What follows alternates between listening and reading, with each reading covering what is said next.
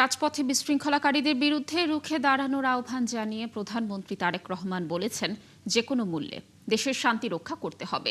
দেশবিরোধী সব ষড়যন্ত্র জনগণ প্রতিহত করবে বলে আশা তার। সকালে কিশোরগঞ্জের পাকুন্দিয়ায় মির্জাপুর চেয়ারম্যান বাড়িঘাটে মাছের পোনা অবমুক্ত করে প্রধানমন্ত্রী এসব কথা বলেন।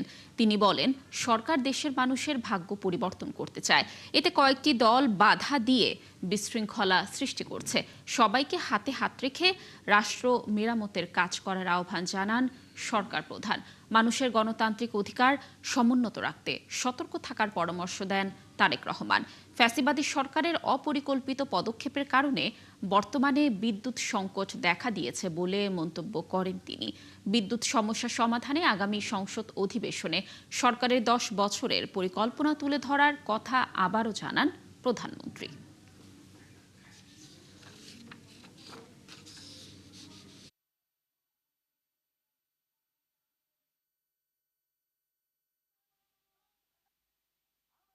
যারা এই দেশের মানুষের স্বার্থের বিরুদ্ধে কথা বলবে, যারা এই দেশের মানুষের জন্য নেওয়া বাস্তব পদক্ষেপগুলোতে বিশৃঙ্খলা তৈরি করবে, তাদের ব্যাপারে আমাদেরকে সতর্ক থাকতে হবে। এই যে বিদ্যুতের সমস্যা, এই সমস্যা স্বৈরাচার, যে স্বৈরাচারকে এই দেশের মানুষ বিতাড়িত করেছে, তাদের আনপ্ল্যান অপরিকল্পিত পরিকল্পনার জন্য, অপরিকল্পিত বিভিন্ন পদক্ষেপের জন্য আজকে বিদ্যুৎ এবং জ্বালানির এই অবস্থা।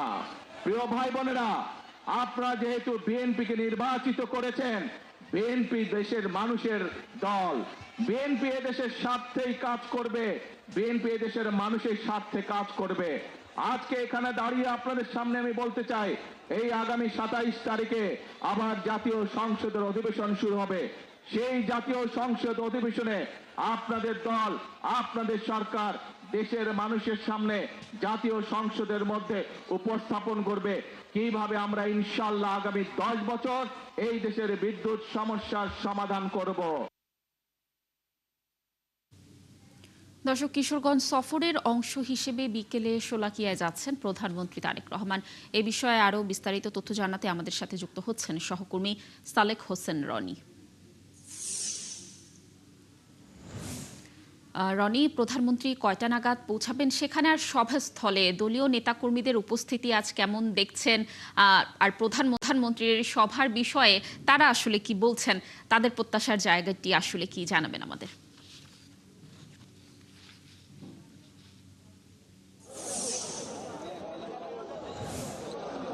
লাবণী, আর কিছুক্ষণ পরেই কটিয়াদি থেকে এই ঐতিহাসিক শোলাকিয়া মাঠে প্রধানমন্ত্রী আসবেন। এখানে জেলা ছাত্র দলের উদ্যোগে বৃক্ষরোপণ করবেন এখানে, এবং তারপরেই এখানে উন্নয়ন যে কাজের রয়েছে সেই কার্যক্রমগুলোর উদ্বোধন করবেন এখানে, এবং সেই সাথে ঐতিহাসিক এই শোলাকিয়া মাঠের কার্যক্রম শেষ করে তারপরে তিনি চলে যাবেন পুরাতন স্টেডিয়ামে। সেখানে ফ্যামিলি কার্ডের যে বিতরণ রয়েছে এবং ইমাম মুয়াজ্জিনদের যে বেতন ভাতাদি আজকে দেওয়া হবে, এটার উদ্বোধন হবে।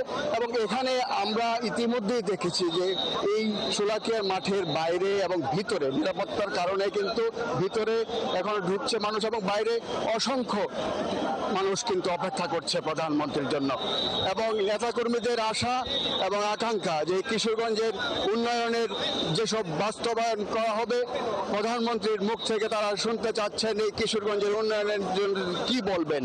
আসলে এখানকার মানুষ সকাল থেকেই এবং এখানকার নেতাকর্মীরা আজ প্রায় 4-5 দিন যাবৎ কিন্তু এখানে তারা বসে বিভিন্ন মিছিল করছে, আনন্দ উৎসব করছে এক নজর প্রধানমন্ত্রীকে দেখার জন্য, এবং প্রধানমন্ত্রী এই কিশোরগঞ্জের জন্য এক যে সুখকর বার্তা দিবেন সেই আশায় কিন্তু তারা বুক বেঁধে প্রধানমন্ত্রীর কথার অপেক্ষায় রয়েছে। ইতিমধ্যে কিন্তু দেখছেন নেতাকর্মীরা ঐতিহাসিক শোলাকিয়া মাঠে প্রবেশ করছে। এবং আপনাকে জানিয়ে রাখি, এই এখন কিন্তু আবহাওয়াটা একটু বাতাস বইছে। এখন আমরা জানতে পেরেছি যে কটিয়াদি থেকে রওনা দিয়েছেন ঐতিহাসিক শোলাকিয়া ময়দানের উদ্দেশ্যে, এবং এখানের এই কার্যক্রম উদ্বোধনের পরেই তিনি কিছুটা বিশ্রাম নিয়ে 4টার দিকে পুরাতন স্টেডিয়ামে ফ্যামিলি কার্ড এবং ইমাম মুয়াজ্জিন এবং অন্যান্য ধর্মাবলম্বীদের জন্য যে ভাতা দেওয়া হবে সেটার উদ্বোধন করে কিন্তু তিনি সফর আজকের মতো কিশোরগঞ্জে সফর শেষ করবেন। এবং এখানে একটাই দাবি মানুষের, এখন শুধু আবহাওয়া যে অবস্থা, এখন এখানে মানুষজন অপেক্ষা আছে প্রধানমন্ত্রীর কথা শোনার জন্য। লাবণী, রনি, ধন্যবাদ আমাদের সাথে যুক্ত থাকার জন্য। আপনি থাকুন সেখানে। নিশ্চয়ই প্রধানমন্ত্রী যখন শোলাকিয়ায় পৌঁছাবেন সেখানকার সর্বশেষ তথ্য আমরা আপনার মাধ্যমে দর্শকদেরকে জানানোর চেষ্টা করব। সরকারি চাকরিজীবীদের নতুন পে স্কেল চূড়ান্ত হয়েছে জানিয়ে প্রধানমন্ত্রীর মুখ্য সচিব ABM আব্দুস সাত্তার বলেছেন দ্রুতই এর ঘোষণা আসতে পারে। দুপুরে সচিবালয়ে সাংবাদিকদের তিনি জানান 11 বছর যাবৎ পে স্কেল না হওয়ায় 18 লাখ সরকারি কর্মকর্তা কর্মচারী মুদ্রাস্ফীতির চাপে আছেন। জনগণের কষ্ট হলেও সরকারি চাকরিজীবীদের জীবনযাত্রার সমন্বয় করতে নতুন পে স্কেল দেওয়া হচ্ছে। আমরা বহুমুখী যে সাপ্লাই চেইন আমরা সৃষ্টি করছি, আমরা অনেক জায়গায় থেকে Russia, Philippines, Indonesia, even China থেকে জ্বালানি নিয়ে আসার চেষ্টা করছি। বিদ্যুতের ব্যাপারেও কিছু দুর্ঘটনার কারণে সংকট তৈরি হয়েছে, তারপরে গ্যাসের ক্ষেত্রে হয়েছে। এটা আমাদের হাতের বাইরে ছিল, কিন্তু সরকার খুব সিরিয়াসলি টেক আপ করেছে। আশা করি খুব অল্প দিনের মধ্যেই এই সমস্যার সমাধান হয়ে যাবে।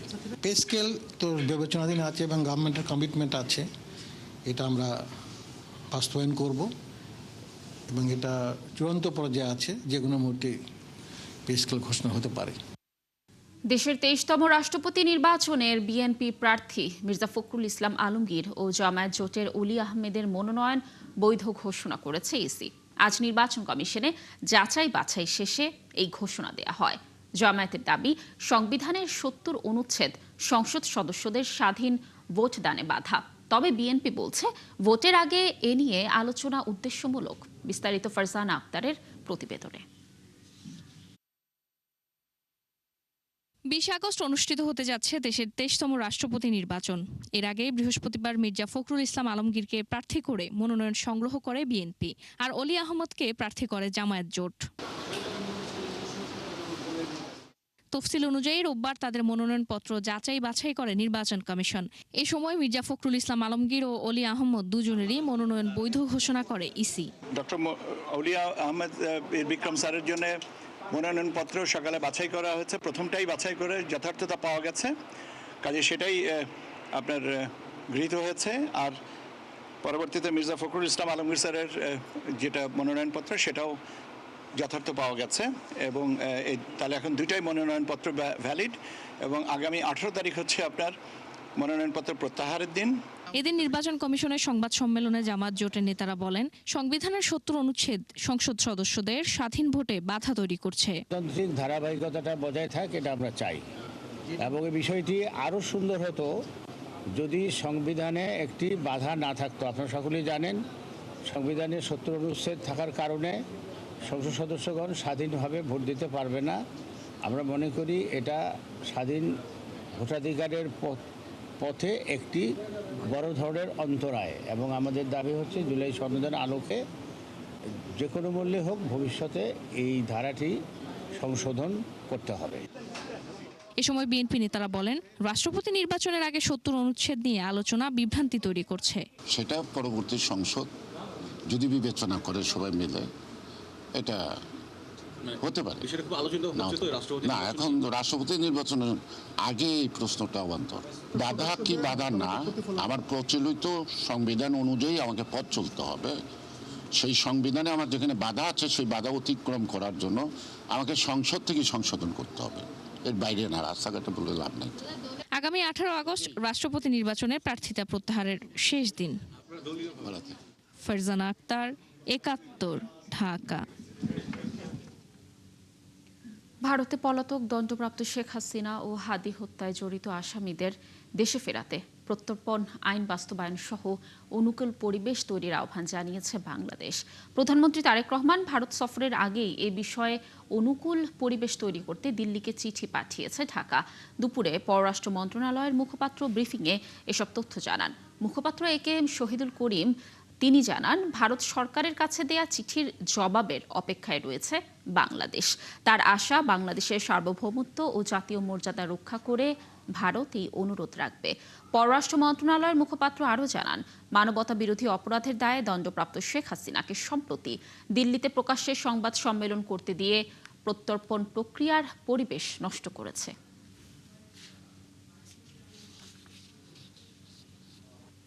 We are of the view that a propitious environment needs to be created for this visit. To this end, we have requested the Indian authorities to expeditiously act on our request to extradite Sheikh Hasina and other fugitive criminals, and to hand over Bangladesh the accused killers of Shahid Sharif Usman Hadi in compliance with our bilateral extradition treaty. মেয়াদ শেষ করার আগে digital বাংলাদেশকে smart বাংলাদেশে রূপান্তর করতে চায় বর্তমান সরকার। দুপুরে বরিশালে তথ্য ভবনের নির্মাণ কাজের উদ্বোধন করে তথ্যমন্ত্রী জহিরুদ্দিন স্বপন এ কথা বলেন। এ সময় মন্ত্রী বলেন, সরকার প্রযুক্তিকে হাতের মুঠোয় নিয়ে আসতে আধুনিক তথ্য কমপ্লেক্স নির্মাণ করছে। এর মাধ্যমে ডিজিটাল লাইব্রেরি, উন্নত তথ্য সেবা সহ নানা সুবিধা পাবেন নাগরিকরা। তিনি বলেন, তথ্য কমপ্লেক্সে আধুনিক তথ্য প্রযুক্তি সম্পন্ন ডিজিটাল স্ক্রিনও স্থাপন করা হবে, যাতে করে দেশের নির্মিত আধুনিক সিনেমাগুলো এলাকাবাসীর জন্য প্রদর্শন সম্ভব হয়। এসব জায়গায় থাকবে 3D, 4D স্ক্রিনও।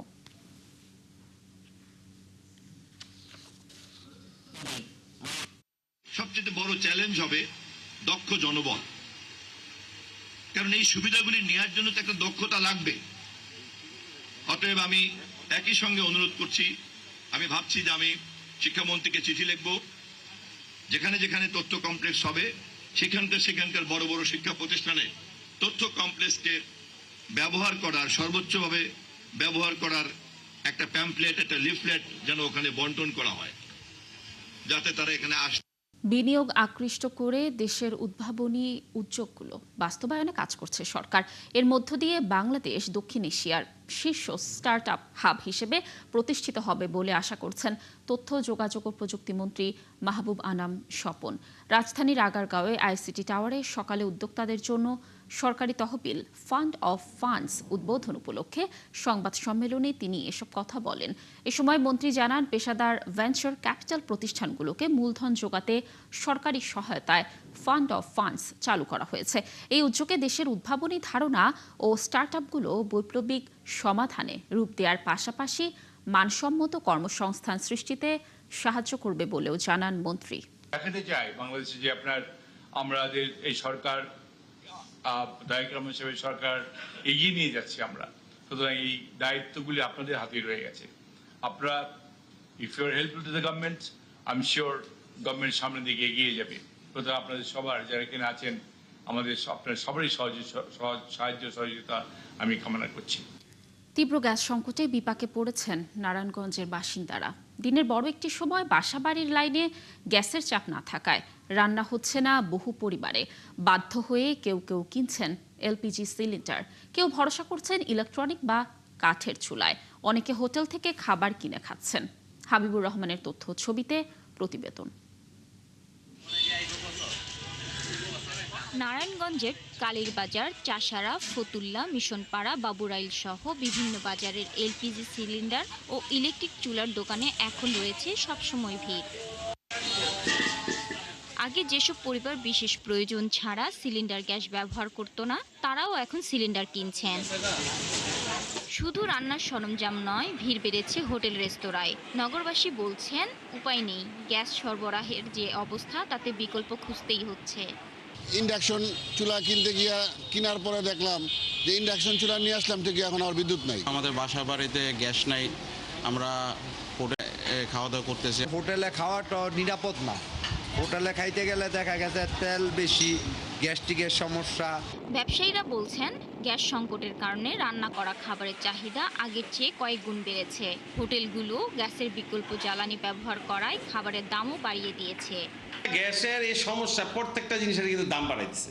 পার মান কিন্তু ঠিকই বিল নিবে, কিন্তু আমরা কিন্তু গ্যাস পাচ্ছি না। এখন আমাদের এই গ্যাসের সমস্যা কিন্তু আমাদের ব্যবসার মধ্যে কিন্তু সমস্যা চলছে। এ বিষয়ে সুশাসনের জন্য নাগরিক সুজনের নারায়ণগঞ্জের সভাপতি বলেন, গ্যাস সংকটের কারণে নিম্ন ও মধ্যবিত্ত পরিবারের উপর আসলেই বাড়তি আর্থিক চাপ তৈরি হচ্ছে।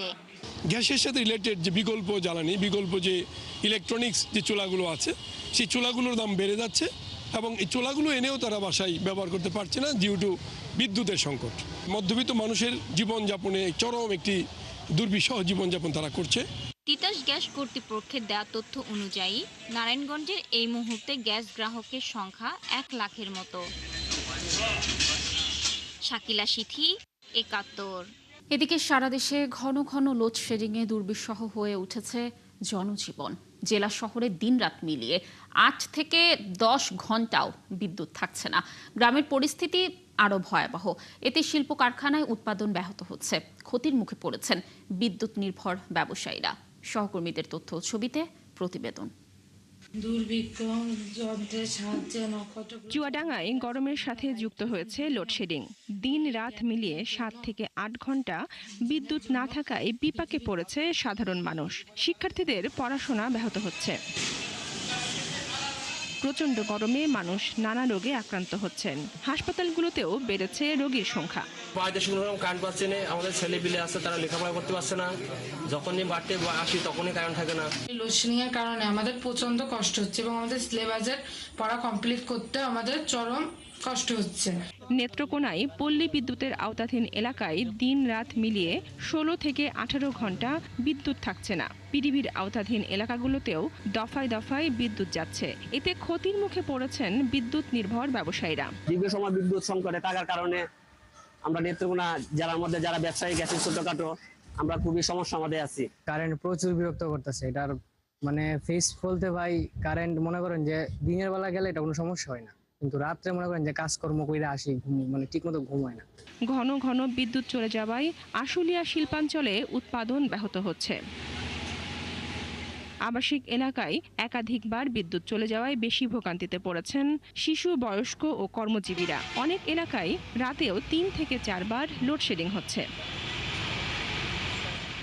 বনশ্রী হালদার, ৭১। দর্শক, কিছুক্ষণ আগেই আমরা যেমনটি বলছিলাম যে নারায়ণগঞ্জ শহরে গ্যাসের সংকট কিন্তু বেড়েই চলেছে।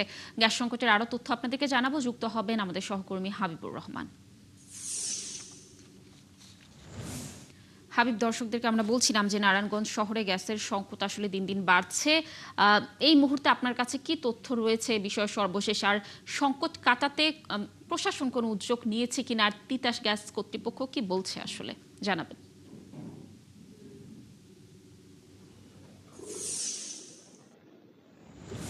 লাবণী, সংকট কাটাতে তিতাস গ্যাসের তেমন কোনো পদক্ষেপ কিংবা সুসংবাদ তারা আমাদেরকে দিতে পারেনি। আমি সকালবেলা তিতাস গ্যাসের কর্তৃপক্ষের সাথে কথা বলেছিলাম। তারা বলছে যে বিষয়টা তারা দেখছে, গ্যাসের সুরাহা তারা করবে, কিন্তু কখন করবে, কোন সময় করবে, কখন ইন্ডাস্ট্রিগুলো পর্যাপ্ত গ্যাস পাবে, এই ধরনের কোনো তথ্য তারা আমাদেরকে সুনির্দিষ্টভাবে দিতে পারেনি। তবে যে বিষয়টা সামনে বারবার এসছে যে এই গ্যাস সংকটের কারণে যে বিষয়টা তৈরি হয়েছে, যে বাজারে একটা বড় প্রভাব তৈরি হয়েছে। যেমন আপনার যে ইলেকট্রনিক্স যে চুলা যে আছে, এগুলো বাজারে বিক্রি বেড়েছে, পাশাপাশি বেড়েছে সিলিন্ডারের চাহিদা বেড়ে গেছে, অনেক সময় দাম বেশি নিচ্ছে।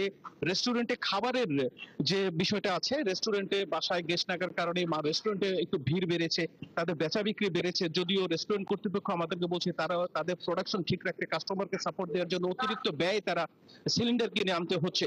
এমনই একটা পরিস্থিতিতে আমরা যাচ্ছি। তবে এই স্বাভাবিক অবস্থা আসতে হয়তো আরো একটু সময় লাগবে। আমরা যদি একটু কথা বলতে চাই, কয়েকজন রেস্টুরেন্টে আসছেন। আমরা, তুমি কি রেস্টুরেন্টে কেন আসছো? বাসায় গ্যাস নেই, আম্মু রান্না করতে পারছে না, তাই রেস্টুরেন্টে খেতে আসছি। আপনি কি রেস্টুরেন্টে? একই কষ্ট, বাসায় গ্যাস নেই, রান্না বান্না নাই, তাই হোটেল থেকে খাবার কিনে খেতে হচ্ছে, খাবার নিতে আসছি। লাবণী, আসলে বিষয়টা এমন পর্যায়ে গেছে যে আসলে ঘরের চুলা জ্বলছে না, যার কারণে মানুষ আসলে হোটেলের প্রতি একটু চাপ বেড়ে গেছে। এই অবস্থা হয়তো স্বাভাবিকভাবে চলতে না থাকলে সামনে একটু জটিল সমীকরণ তৈরি হতে পারে বলে সংশ্লিষ্টরা আমাদেরকে জানিয়েছেন। লাবণী, নারায়ণগঞ্জ থেকে এই ছিল আমার কাছে খবর। হাবিবুর ধন্যবাদ আমাদের সাথে যুক্ত থাকার জন্য। দর্শক, নারায়ণগঞ্জ থেকে যুক্ত ছিলেন আমাদের সহকর্মী হাবিবুর রহমান। দর্শক, চলছে সংবাদ সংযোগ, সরাসরি সংবাদ অনুষ্ঠান দেখতে চোখ রাখুন ৭১-এর ফেসবুক পেজে এবং সাবস্ক্রাইব করুন ৭১-এর ইউটিউব চ্যানেল। ৭১-এর সাথেই থাকুন।